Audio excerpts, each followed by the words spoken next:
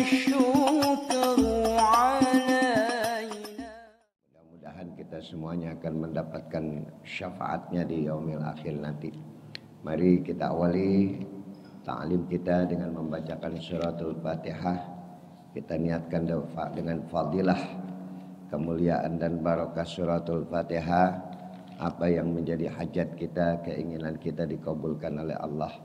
Allah kasih kita sehat, panjang umur di dalam taat. Allah wafatkan kita di dalam husnul khatimah. Ala hatihi niyah wa ala kulli niyatin salihah. Wa ila hadratin nabil mustafa rasulillah sallallahu alaihi wasallam. Summa ila abaina wa ummahatina wa ajdadina wa jaddatina. Wa muallif hadal kitab Asy-Syaikh Ahmad Hashimi wa muassis hadal masjid. Annallaha yataghashshahum birahmah wal maghfirah wa yaskinumul jannah wa yu'li darajatihim syai'un illa lahumul fatihah. A'udzu billahi minasy syaithanir ghairil maghdubi 'alaihim waladdallin. Amin amin ya rabbal alamin. Bismillahirrahmanirrahim. Fa inna asdaqal hadisi kitabullah wa khairal hadi hadiyu Muhammadin sallallahu alaihi wasallam wa syarrul umur muhdatsatuha wa kullu muhdatsatin bid'ah wa kullu bid'atin dalalah wa kullu dalalatin finnar wa bisanadil muttasili ilal imamil muallif rahimahullahu ta'ala wa adaman naf'a bihi wa bi barakati ulumihi wa bikum fid darain qala Rasulullah sallallahu alaihi wasallam. Rasulullah sallallahu alaihi wasallam bersabda, arba'un man kunna fih, ada 4 perilaku ya, man kunna fih, apabila 4 perilaku ini dapat dia kuasai dengan baik, dapat dia jaga dengan baik, maka haramallahu ta'ala 'alan nar, Allah akan mengharamkan jasadnya tersentuh daripada api neraka. Jadi ada 4 perilaku yang dilakukan oleh manusia yang dapat dia kuasai, dapat dia lakukan. Maka haramallahu ta'ala 'alan nar, Allah haramkan jasadnya tersentuh oleh api neraka. Wa asamahu minasyaiton, dan Allah hindarkan dia daripada bujukan setan, godaan setan. Artinya udah Allah lindungi dan pintu masuk setan itu sudah tertutup untuk dirinya.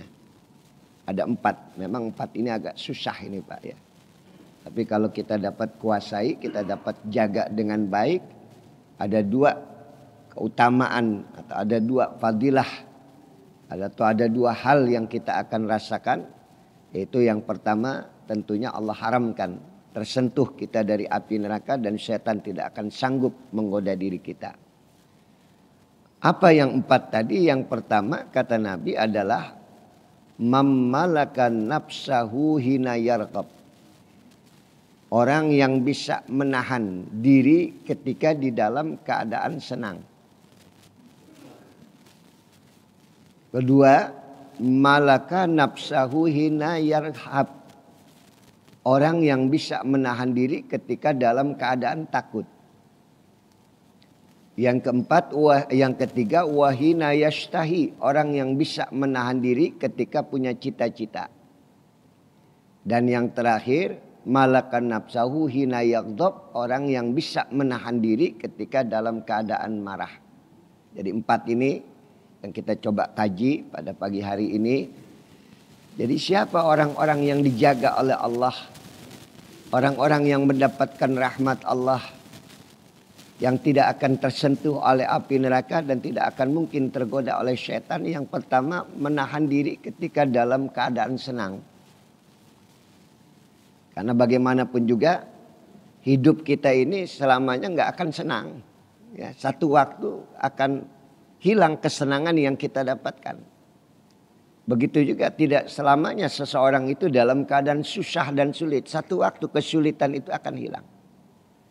Karena memang menjadi sunnatullah bahwa Allah akan menguji kita dengan dua hal. Ujian itu berupa kesenangan, ujian itu berupa penderitaan. Jadi jangan dianggap kalau lagi dapat kesusahan itu Allah tidak suka kepada kita. Tidak. Justru Allah sayang kepada kita dengan ujian-ujian yang Allah berikan. Bahkan dalam satu hadis Rasulullah pernah mengatakan, "Idza aradallahu bi'abdihil khair." Apabila seseorang itu akan dijadikan oleh Allah menjadi orang yang baik, ajjalalahul uqubata fid dunya. Maka ujiannya itu akan disegerakan di dunia. Tetapi kebalikannya, wa idza aradallahu bi'abdihi syarra. Apabila Allah berkehendak orang itu menjadi bukan orang baik, ya, amsaka anhu bidunubihi, maka dosa-dosanya itu disimpan oleh Allah hatta yuwafa bihi yaumal qiyamah, sampai nanti dia akan menemukan dosanya, mendapati dosanya begitu banyaknya pada hari kiamat. Justru orang-orang yang disayangi oleh Allah, dosa yang dia lakukan di dunia itu habis dengan segala macam ujian penderitaan yang Allah kasih. Akan mengurangi dosa-dosa kita. Maka ketika kita dalam keadaan senang yang Allah berikan peluang kepada kita kenikmatan di dunia ini, maka kita harus introspeksi diri. Kita muhasabahkan diri kita, apakah ini betul-betul kenikmatan atau ini ujian. Maka menahan diri itu penting. Ketika kita dalam keadaan di atas, kita lagi berkuasa, kita lagi punya apa yang kita punya. Orang lain gak punya, kita punya, hati-hati, nahan diri. Karena ujian itu bisa datang dengan cara apapun kepada kita semuanya. Ada orang yang dikasih ujian dengan penderitaan, atau mungkin kita dikasih ujian dengan kesenangan, jangan berlebih-lebihan. Ini yang dimaksud hadis ini. Dan ketika itu sudah bisa kita kuasai, maka setan tidak akan sanggup menggoda diri kita. Sudah tertutup pintu masuk setan.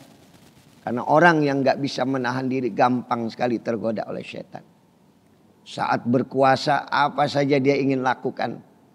Gak peduli ya, cara bagaimana, undang-undang apa, dia hajar semuanya. Awas, hati-hati. Kesenangan-kesenangan yang kamu dapatkan ada batasannya. Tidak selamanya orang itu ada di atas. Tidak ada pesta yang tidak berakhir. Satu ketika pesta itu akan selesai.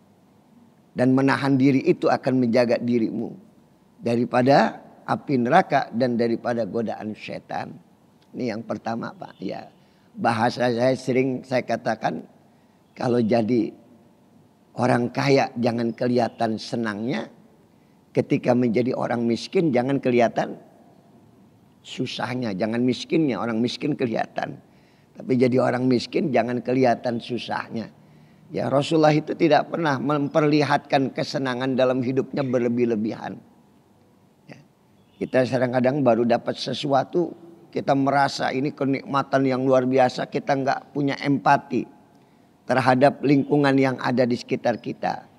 Ada orang yang dikasih nikmat dengan ujian, sementara kita nggak bisa menahan diri dengan nikmat berupa kesenangan. Tadi saya katakan sayangnya Allah, cintanya Allah adalah dengan ujian-ujian supaya bersih dia dari segala macam dosa yang dia lakukan. Ya.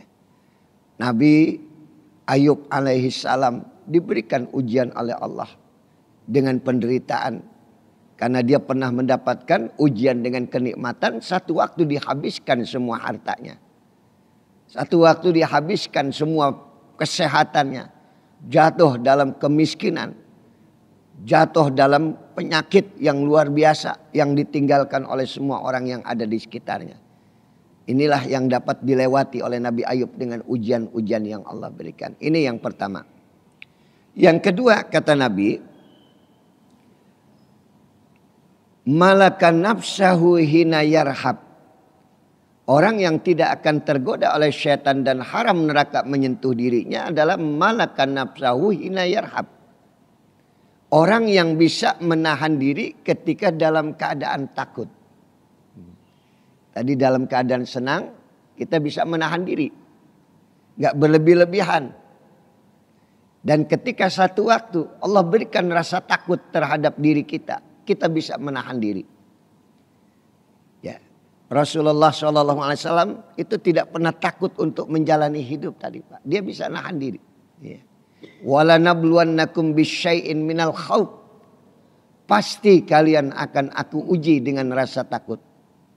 Itu ayat Al-Quran jelas tuh mengatakan walanabluwannakum, dan pasti kalian akan aku uji minal khawf, dengan rasa takut.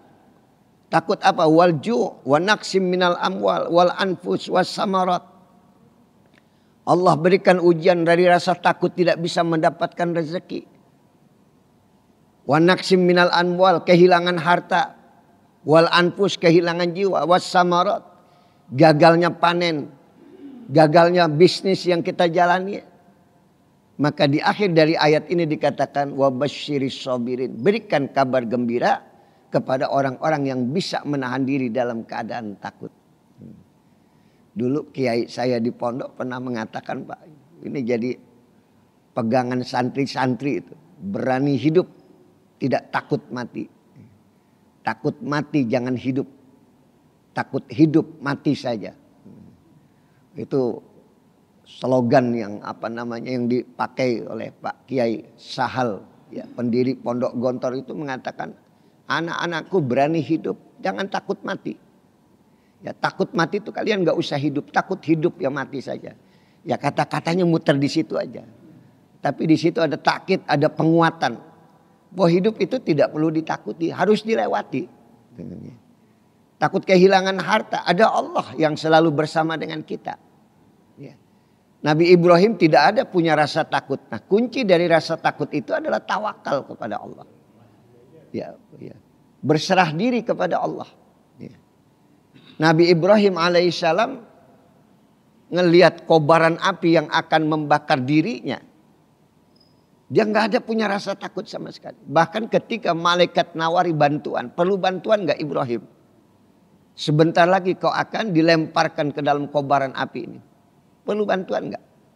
Tuh Raja Namrud sudah marah ketika Tuhannya kau hancurkan. Sebentar lagi kau akan dilemparkan. Perlu bantuan enggak? Tidak. Kata Nabi Ibrahim, aku tidak butuh bantuanmu. Kenapa? Karena engkau adalah makhluk. Aku juga adalah makhluk. Namrud juga adalah makhluk. Dan api itu juga adalah makhluk. Tidak akan ada yang selamat ketika bersandar kepada makhluk. Aku bersandar hanya kepada Khalik yang menciptakan aku. Ya, ini malaikat memandangi Ibrahim dengan sangat terkejut. Ta'ajub, Masya Allah, luar biasa Ibrahim tawakalnya kepada Allah. Maka begitu dia dilemparkan ke dalam kobaran api, maka berkatalah sang pencipta api Allah, ya narukuni bardan wassalaman ala Ibrahim. Wahai api, ya narukuni, tunduklah kau kepada aku. Aku yang menciptakanmu, bardan, jadilah dingin. Tidak ada sejarah api itu dingin kecuali ketika sang hamba bertawakal kepada Allah. Allah perintahkan api itu menjadi dingin. Wassalaman ala Ibrahim, dan selamatkanlah Ibrahim. Berhari-hari Nabi Ibrahim ada di dalam kobaran api. Tidak ada selembar benang pun dari bajunya yang terbakar. Dia nggak punya rasa takut karena tawakalnya kepada Allah Subhanahu wa taala. Ini tawakal ini. Maka ada dalam satu hadis Nabi, nanti orang-orang yang akan masuk ke dalam surga adalah orang-orang yang punya afidatuhum kattair. Orang yang punya hati lembut seperti burung. Kenapa? Hatinya lembut seperti burung. Ya, burung itu tawakalnya tinggi sekali, Pak. Ya, lihat burung, nggak takut kehilangan rezeki. Pagi dia terbang, dia mencari rezeki, dapat sisa-sisa rempah roti, dapat makanan. Ya, dia keluar, dia terbang. Hatinya begitu lembut, nggak punya prasangka buruk terhadap rezeki yang Allah berikan. Karena dia yakin bahwasanya siapa yang tawakal kepada Allah, Allah akan melindungi, Allah akan menjaga dirinya. Pernah saya ceritakan di sini, Pak, ketika Nabi ya sedang duduk-duduk bersama sahabat dalam satu majelis. Kemudian Rasulullah didatangi oleh Jibril dan memberikan kabar bahwa ada sab'una alfan min ummatika ya Muhammad sayadkhulunal jannata bighairi hisabin wala adabin. Nanti akan ada daripada umatmu ya Muhammad ada 70.000 yang akan masuk surga tanpa hisab, tanpa adab. Ini Nabi lagi duduk sama sahabat, Jibril menyampaikan kabar itu. Karena sebelumnya Jibril memperlihatkan nanti di dalam akhirat itu ada nabi yang membawa umatnya begitu banyaknya tadi. Karena semuanya akan dibangkitkan bersama para anbiya, para nabi-nabi mereka. Satu waktu Nabi melihat ada nabi yang umatnya begitu banyaknya. Sampai Nabi katakan, apakah umat yang banyak itu adalah umatku? Menyebut sampai kelihatan hitam. Saking banyaknya. Apakah itu umatku wahai Jibril? Itu bukan umatmu. Itu umatnya Nabi Musa alaihissalam. Dan Nabi juga melihat ada seorang nabi yang umatnya sangat sedikit. Bahkan ada nabi yang masuk surga. Nggak punya umat, Pak. Sendirian aja itu nabi masuk ke dalam surga. Nabi siapa itu? Masih ingat Nabi Samaun. Nabi Samaun itu nggak punya umat. Dia berjuang nggak perlu bantuan dari umatnya. Karena dia punya tenaga, kekuatan yang luar biasa. Dan di belakang sana Nabi ngelihat ada lebih banyak daripada umatnya Nabi Musa. Berkali lipat. Nabi tanya siapa itu? Umat siapa itu? Itu adalah umatmu ya Muhammad. Rasulullah SAW. Dan dari sekian umatmu yang banyak tadi, ada 70.000 yang akan masuk surga tanpa hisab, tanpa adab. Udah. Gambar itu sudah diberikan, kabar itu diberikan kepada Rasulullah. Rasulullah sampaikan kepada jamaahnya, kepada umatnya. Nanti kata Nabi, di antara kalian akan ada yang masuk surga 70.000 tanpa proses hisab, tanpa diazab. Langsung masuk ke dalam surga. Wasiqal ladina taqaw rabbahum ilal jannati zumara. Hatta idza ja'uha wa futihat abwabuha. Wa qala lahum khadanatuha salamun alaikum tibtum fadkhuluha khalidin. Nanti yang 70.000 itu akan digiring masuk ke dalam surga. Tanpa ada hisab, tanpa ada midan. Tidak akan lewat siratal mustaqim, langsung. Karena nanti kita akan melalui 7 proses Pak sebelum masuk ke dalam surga. Ya, kata Nabi dalam hadis qudsi sab'atun. Ya, bainal abdi wal jannah sab'atun. Ya, ada antara hambaku dengan surga ada 7 yang harus dia lewati. Yang paling ringan ahwanuha al maut, yang paling ringan mati. Wa as'abuha, dan yang paling berat adalah berdiri di hadapan Allah atas kedzaliman yang pernah dia lakukan. Mati, alam barzah, kemudian yaumul ba'as, hari kebangkitan, dan yang keempat adalah dihisab. Ya, dihisab itu dihitung. Ya, apa pekerjaan yang kita lakukan, dengan cara apa kita mencari rezeki, semua dihisab, dihitung. Kalau dia luput daripada hisabnya dunia, ada hisab yang lebih detail lagi yang nggak akan bisa disembunyikan. Ada catatan, ada CCTV Allah yang mencatat semuanya. Habis dihisab, kemudian dimidan, ditimbang. Habis dimidan, nanti yang keenam adalah lewat siratal mustaqim. Tuh Nabi di pinggir jembatan mendoakan umatnya. Rabbi salim, salim. Ya Allah selamatkan umatku, selamatkan umatku. Nah yang ketujuh yang paling berat itu. Wa as'abuha al-wuquf baina yadayillahi ta'ala idza ta'allaqal madlum bidzalimin. Berdiri di hadapan Allah atas kezaliman yang pernah dia lakukan waktu di dunia. Gak akan luput. Wangi sorga sudah tercium. Sorga sudah nampak. Kenikmatannya sudah sebentar lagi dia akan rasakan. Tapi ketika akan melangkah masuk ke dalam sorga. Nanti dulu. Ada hal penting, urusan penting yang belum selesai kata Allah. Ya. Kau rajin sholat, kau rajin ibadah. Tapi kau sering mendolimi manusia. Kau sering merampas harta saudaramu. Merampas hak orang lain. Mulutmu sering menyakiti hati orang lain. Dan hari ini aku akan tegakkan keadilan dengan seadil-adilnya. Semua kedzaliman hari ini akan dibuka. Bayar kedzaliman yang pernah lakukan kepada saudaramu. Hari itu dunia sudah nggak punya nilai, Pak. Dolar sudah nggak laku, rial rupiah sudah nggak laku sama sekali. Bayar itu kedzaliman yang pernah kau lakukan. Maka diambil sholatnya diberikan kepada orang yang dizalimi. Diambil puasanya diberikan kepada orang yang dizalimi. Hampir semua kebaikannya habis. Anda bisa bayangkan ya, masalah kuota haji nanti itu akan diadili di hadapan Allah. Ya, bagaimana hak orang lain yang hilang ketika dia jual kuota tadi kepada orang lain. Bayangin tuh kalau 20.000 nanti nuntut di hadapan Allah, nggak punya kebaikan, habis semua. Kalau belum juga lunas kebaikan orang, kejahatan dia kepada orang lain, maka kebaikan dia diberikan dan kejahatan orang itu diberikan kepada dia. Ini yang digambarkan oleh Nabi. Atadruna manil muflis. Siapa orang yang bangkrut nanti di akhirat? Orang yang membawa sholat dengan baik, membawa ibadah dengan baik, tapi tangannya sering mengambil hak orang lain. Dia sering mengambil hak saudaranya. Nanti akan dituntut di hadapan Allah Subhanahu wa taala. Ini yang paling berat. Maka tadi kembali ya 70.000 itu nanti ada nggak pakai hisab, Pak. Digiring langsung masuk ke dalam surga. Akhirnya sahabat angkat tangan, ya Rasulullah doakan aku masuk yang 70.000, kamu dapat. Bagaimana dengan aku ya Rasulullah, kamu dapat. Bagaimana dengan aku, kamu dapat. Ukasyah angkat tangan. Bagaimana dengan aku ya Rasulullah, kamu dapat Ukasyah.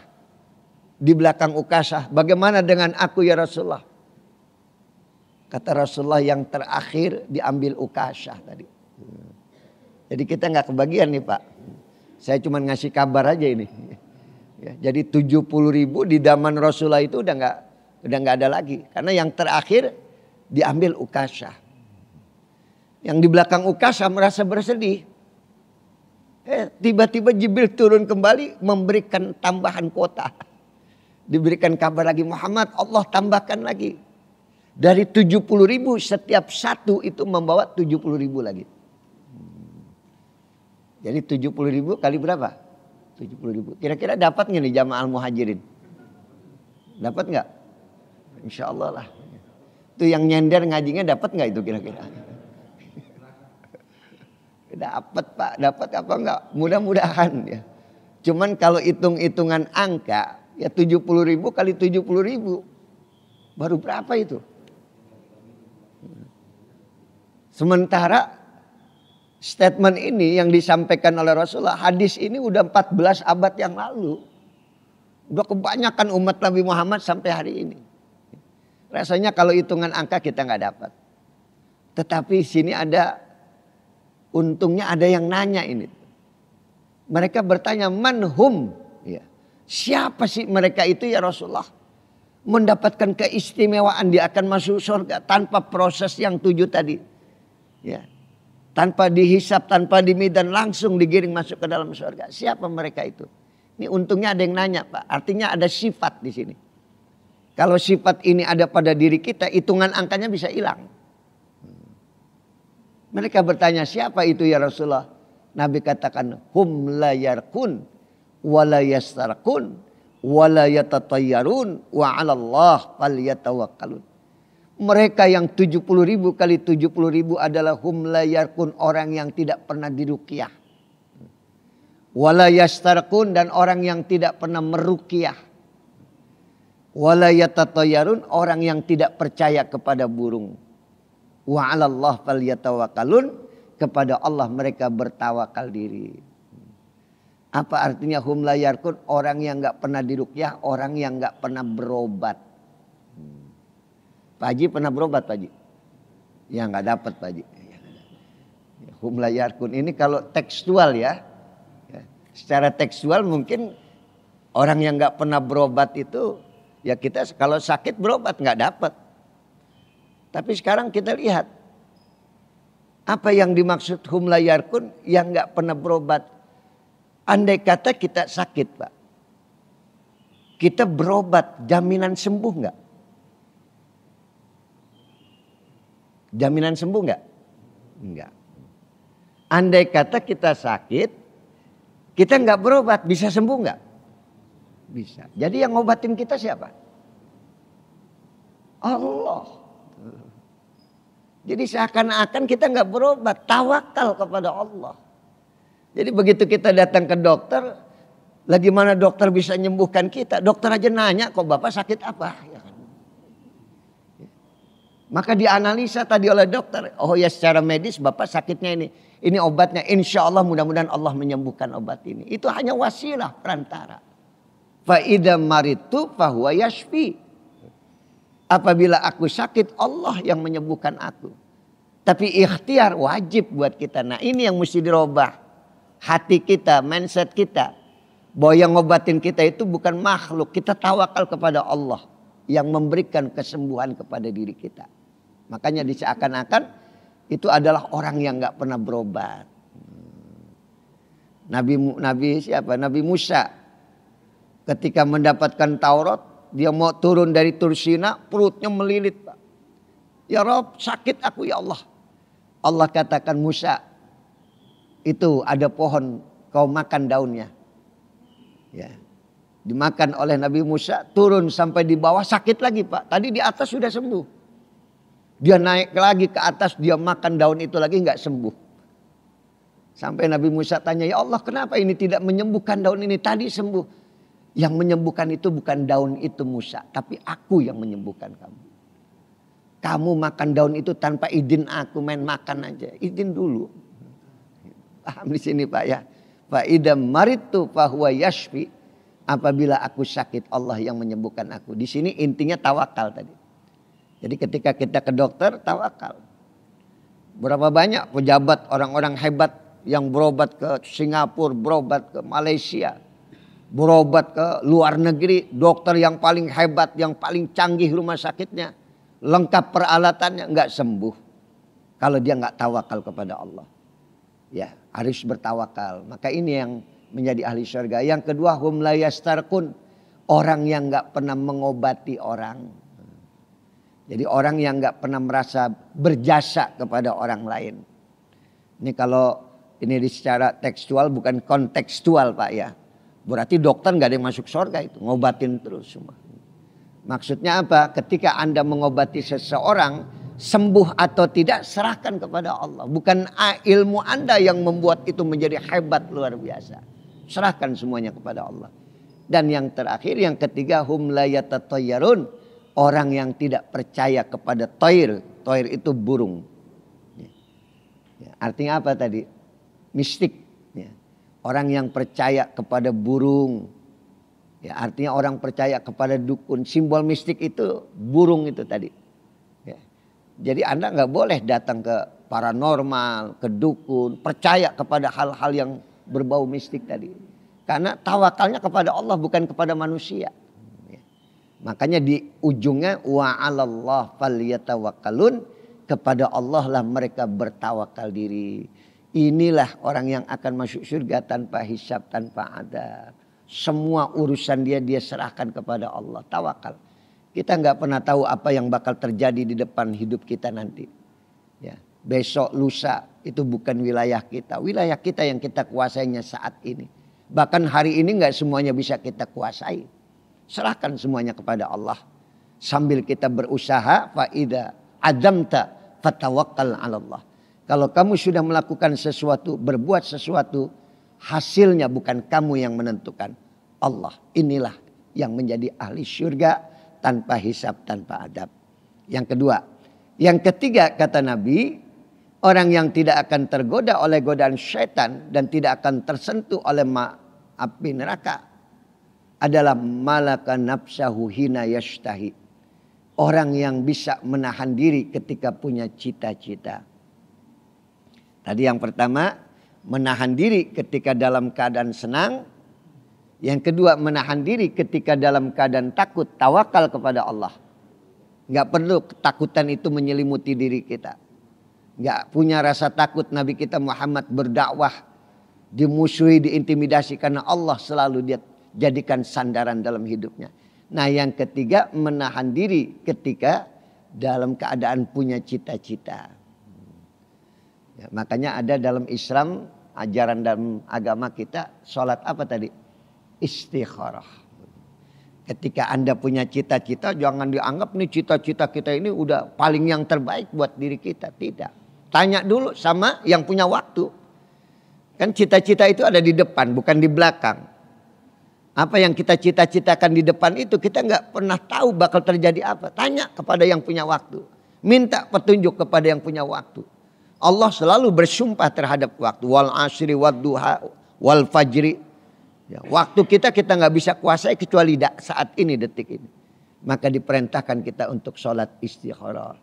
Ya Allah, andai kata cita-cita aku pengen punya ini, pengen ini jadi yang baik buat Engkau ya Allah, maka mudahkanlah. Kalau keinginan aku ini menjadi tidak baik ya Allah, jauhkanlah urusan ini. Ini namanya sholat istikharah. Ini aki-aki barangkali pengen punya istri setelah meninggal dunia, istikharah dulu Pak. Jangan langsung, wah ini kelihatannya nih cocok sama saya nih. Udah pas kelihatannya. Belum tentu ya. Minta kepada Allah istikharah. Jangan lupa itu. Ya. Nah yang terakhir, yang bisa selamat dari godaan setan dan tidak akan tersentuh oleh api neraka, malakan nafsahu hina yaghdab, orang yang bisa menahan diri ketika dalam keadaan marah. Ini yang keempat, yang paling susah, paling sulit, menahan diri dalam keadaan marah. Bagaimanapun juga kita sering kali ingin menunjukkan ketika direndahkan jati diri kita. Oh kamu berani sama saya, kamu gak kenal saya. Nah itu. Keluar emosi kita, amarah kita. Sama seperti setan ingin menunjukkan jati dirinya di hadapan Allah. Ketika wa idh qulna lil malaikati isjudu li adama fasajadu illa iblisa aba wastakbar. Dan ingatlah ketika kami berkata kepada para malaikat ketika Adam diciptakan, sujudlah kalian semua kepada Adam.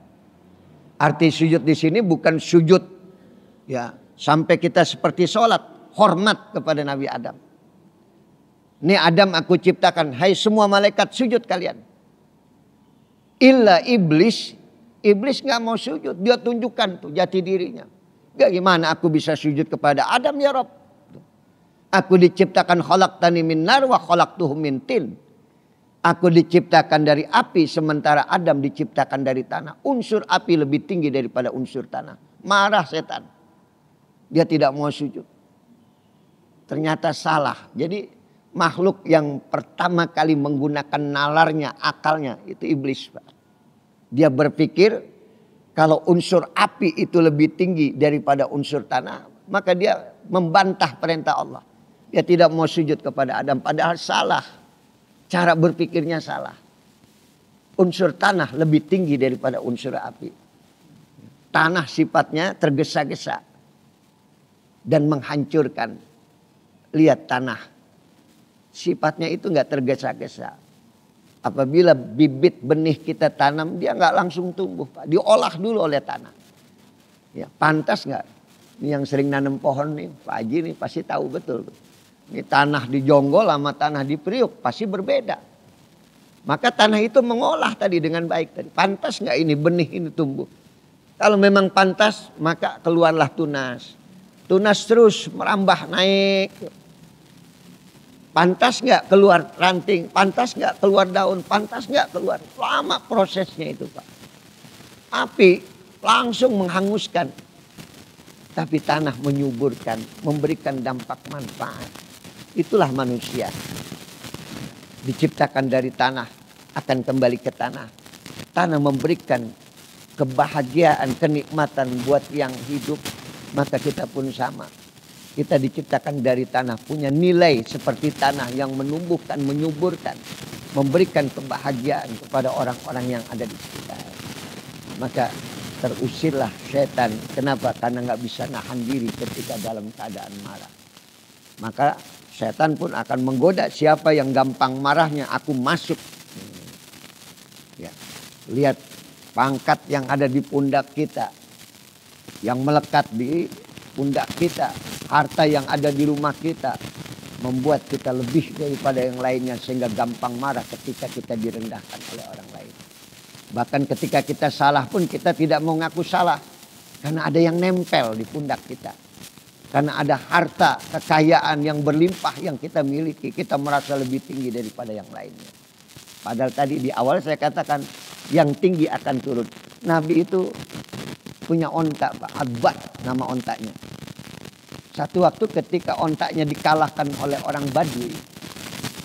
Sahabat sungkan ingin memberi kabar kepada Nabi bahwa ontaknya kalah. Ya, waktu berpacu itu kan ontaknya Nabi itu luar biasa, Pak. Paling cepat. Tapi ternyata kalah dengan ontaknya orang Badui. Orang A'rab. Ya, orang pedalaman di tanah Arab itu. Namanya A'rab. Sampai dia katakan, Al-afu ya Rasulullah, maafkan ya Rasulullah. Ternyata Adba kalah. Onta kamu kalah sama ontanya orang A'rab tadi. Nabi tersenyum. Hakullah menjadi hak Allah. Semua yang ada di atas akan diturunkan. Semua yang ada di atas pasti akan turun. Gak ada orang yang selamanya ada di puncak. Mungkin ontakku sering menang. Satu waktu dia akan kalah. Inilah menjadi sunatullah dalam hidup kita. Oleh karena itulah dalam 4 ini kita jaga dengan baik. Ya, siapa orang yang selamat tidak akan tergoda oleh syaitan dan tidak akan tersentuh oleh api neraka. Malakan nafsahu hina yardob. Menahan diri ketika di dalam keadaan senang. Jangan berlebih-lebihan. Ya. Karena di balik kesenangan, kenikmatan yang kita dapatkan itu adalah ujian yang Allah berikan terhadap diri kita. Lulus nggak kita dengan ujian kesenangan? Yang kedua, malakan nafsahu hina yarhab. Bisa menahan diri ketika dalam keadaan takut. Tawakal kepada Allah. Nggak perlu ada yang ditakuti. Tadi apa yang dikatakan, berani hidup, tidak takut mati. Takut mati jangan hidup. Takut hidup mati saja. Kalau Anda takut hidup, mati saja. Kalau udah hidup jangan takut mati. Ya. Karena ada Allah. Orang yang tidak takut mati adalah orang yang sudah mempersiapkan bekal akhiratnya dengan sebaik-baiknya. Kenapa kita takut mati? Karena belum siap. Kenapa Anda takut hidup? Karena Anda tidak tawakal kepada Allah Subhanahu wa taala. Ini luar biasa. Kiai saya tuh hampir 48 tahun yang lalu, Pak. Ketika saya masih di pondok itu sering mengungkapkan itu. Tawakal kepada Allah. Gak perlu takut hidup ini. Ya. Kalau takut hidup, ya mati saja. Ya percuma kamu hidup kalau gak bermanfaat, mati saja. Wujuduka kawujudihi, keadamihi. Keberadaanmu itu seperti gak ada, ya mati saja. Hidup itu harus punya nilai. Kalau Anda hidup, Anda seperti tanah punya nilai. Yang bermanfaat buat kehidupan manusia. Ini jadi saya analisa. Saya coba jabarkan apa sih maksud Kiai ini ngomongnya. Baru ketemu itu, Pak. Begitu kita mulai buka hadis. Oh iya. Maksudnya Kiai begitu. Ya. Ya, kalau kamu takut hidup padahal ada Allah tempat kau bersandar. Ya. Maka bersandarlah, tawakal kepada Allah. Nah yang ketiga. Malakan nafsahu hina yastahi. Apabila kamu punya cita-cita. Bisa nahan diri. Wah besok saya mau berangkat haji. Tahun ini saya harus berangkat haji. Sampai kita nyogok ke sana kemari. Kita beli haji yang mahal. Padahal itu tadi bukan dari hak kita yang harus kita dapatkan. Kita paksakan untuk berangkat haji. Bisa jadi nggak baik. Maka harus menahan diri. Nggak semua sesuatu itu bisa kita lakukan. Nahan diri. Akhirnya kita lihat sekarang apa yang terjadi. Kan tadi emosi yang dimunculkan. Kejumawaan yang dimunculkan. Seakan-akan dia bisa melakukan apa saja. Jangan tanya kepada yang punya waktu Allah. Apakah ini yang jadi baik buat kita. Nah yang terakhir. Bisa menahan diri ketika dalam keadaan marah. Ya kita pulang ke rumah. Dompet kita tadinya kita berangkat ada uang 1 juta. Kosong. Marah apa enggak kira-kira? Saya yakin bapak-bapak udah. Alhamdulillah tadi udah dapat pelajaran. Nahan diri ketika dalam keadaan marah. Saya punya paman, Pak. Dia cerita sama saya.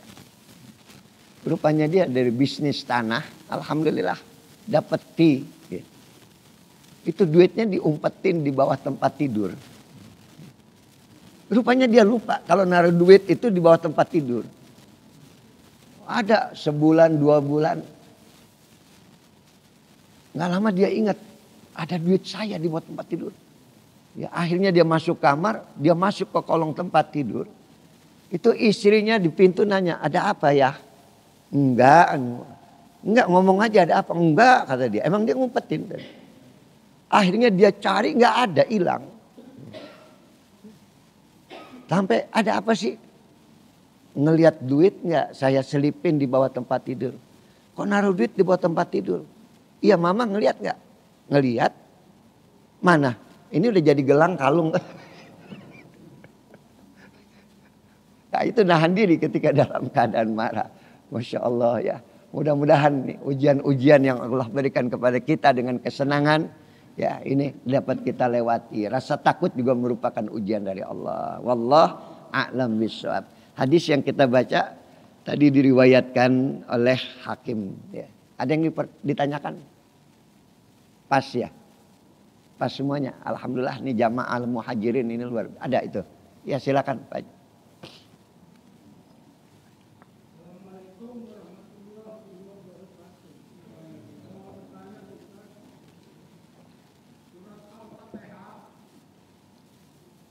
Ya karena dulu ya sekali hanya kepada Allah kami menyembah dan hanya kepada Allah kami minta pertolongan.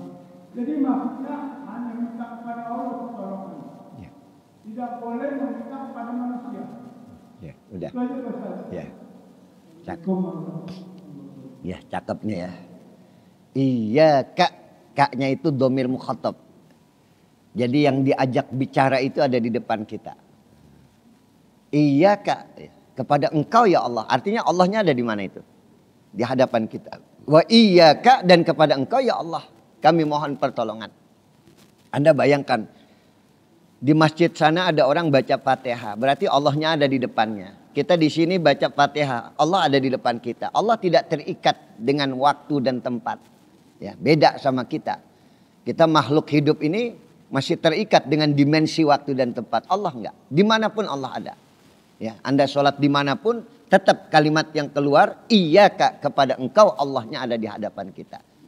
Ini ada kewajiban ya, dan ada hak Allah. Kewajiban kita menjadi hak Allah. Kewajiban Allah menjadi hak kita.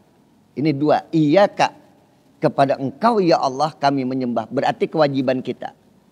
Wa iyyaka, kepada engkau ya Allah kami mohon pertolongan. Menjadi kewajiban Allah, menjadi hak kita untuk ditolong oleh Allah Subhanahu wa taala. Kembali lagi tawakal kepada Allah.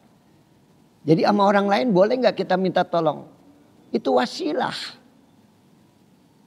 Ya. Kalau langsung Anda nggak mau minta kepada manusia bantuan, ya Anda hebat sekali tadi. Langsung bicara kepada Allah, pertolongan kepada Allah. Tapi yang menolong kita, yang menggerakkan orang menolong kita itu adalah Allah.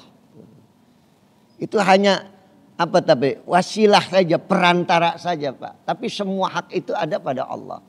Kewajiban kita hanya menyembah Allah. Anda sakit, Anda nggak mau ke dokter, Anda nggak mau tanya penyakit Anda, hanya kepada Allah. Ya Allah kami mohon pertolongan. Allah katakan tuh hambaku, aku berikan dia wasilah, kamu datang kepada dia. Aku yang akan menyembuhkan kamu. Paham di sini? Ada perantara, bukan kita langsung. Allah yang kepada Allah kami menyembah itu memang kewajiban kita. Hanya Allah yang wajib kita sembah. Tetapi sekali lagi, dan yang menolong kita juga adalah Allah. Tapi manusia itu hanya wasilah, perantara saja. Ya, Bapak ya. Enggak boleh. Ya, langsung mintanya. Nah, langsung mintanya kepada Allah. Manusia nanti yang akan digerakkan oleh Allah nolong kita. Kita ngomong, Pak Haji, ya tolong bantu saya Pak Haji, gini ya. Ya Allah tolong saya. Allah nanti yang menggerakkan hati dia. Ya, kita nggak bisa maksa manusia, gimana sih? Ya, orang itu, Pak, pesantren yang sedang saya bangun itu sampai saat ini udah hampir 6 M Pak buat bangunan tadi. Duitnya dari mana saya nggak tahu. Sudah hampir 6 miliar. Itu masjid bawah itu udah hampir tuntas, kelas-kelas kita bangun. Pak Haji berapa kali datang ke rumah. Ya, kemudian lantai atas itu udah mulai masang kolom-kolom. Dan asrama sudah dicor kolom-kolom. Saya mintanya kepada Allah, ya Allah ini saya serahkan. Ini bukan kekuatan saya untuk membangun pesantren seperti ini. Engkau yang maha menolong ya Allah. Wa iyyaka nasta'in. Nanti Allah yang menggerakkan hati manusia tadi. Untuk datang ke pesantren. Pak Kiai ini, Pak Kiai ini, Pak Kiai ini. Kemarin sudah habis sama sekali buat biaya, udah gak ada duit lagi Pak. Buat tukang udah gak ada. Datang orang tuh, seseorang jamaah saya dari Alhamra. Dia naik ke atas, Pak Kiai ini masjid ya? Iya. Di atas untuk masjid, di bawah untuk kelas. Iya. Ngobrol, tiba-tiba Kiai, nanti Jumat yang akan datang saya ingin berbagi Kiai. Ya. Ya udah, terima kasih jazakumullah. Betul Jumat yang berikutnya itu. Tiba-tiba dia kirim tuh bukti transfer 200 juta dia kirim Pak. Subhanallah saya bilang. Kita bisa bertahan lagi untuk beberapa minggu untuk bayar tukang dan ini. Tawakalnya kepada Allah. Mintanya kepada Allah, jangan kepada manusia. Manusia kebanyakan dimintain Pak, capek juga Pak, pegel juga.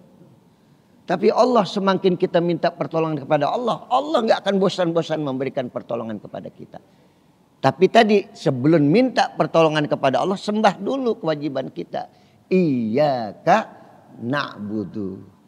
Kalau Anda belum nyembah Allah, minta tolong gimana? Ya, kewajibannya dulu yang kita lakukan. Kewajiban kita menyembah Allah, baru hak kita ditolong oleh Allah tadi. Udah paham ya? Pak Haji ya. Waalaikumsalam.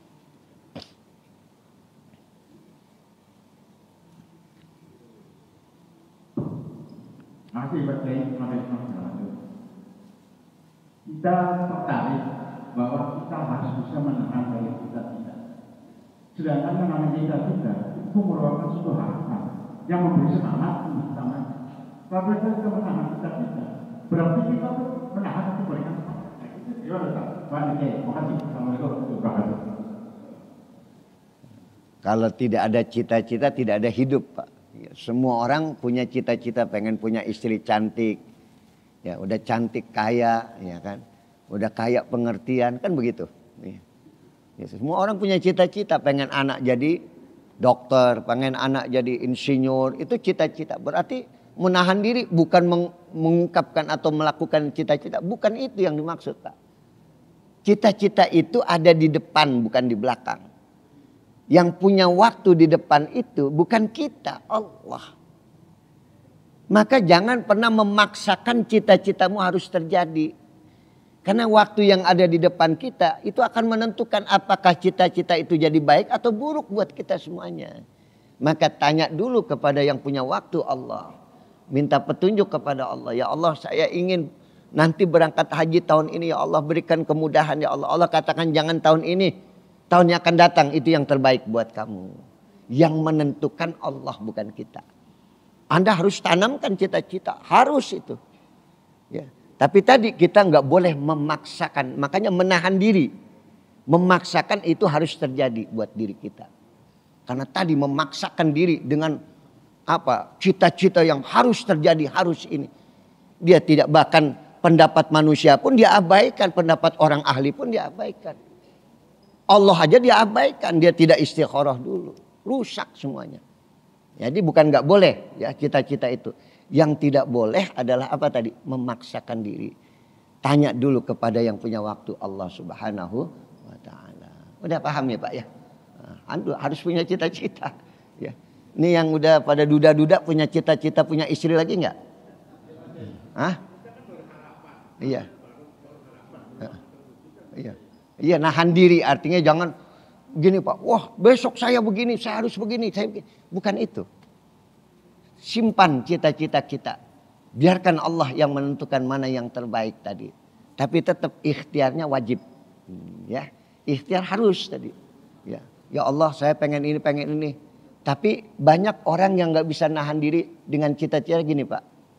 Saya harus jadi anggota dewan tahun ini.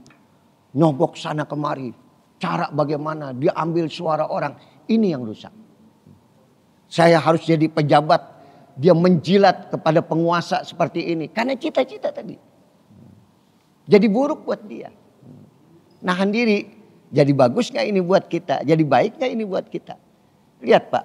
Pejabat-pejabat atau anggota-anggota dewan dengan cara yang tidak baik dia berkuasa.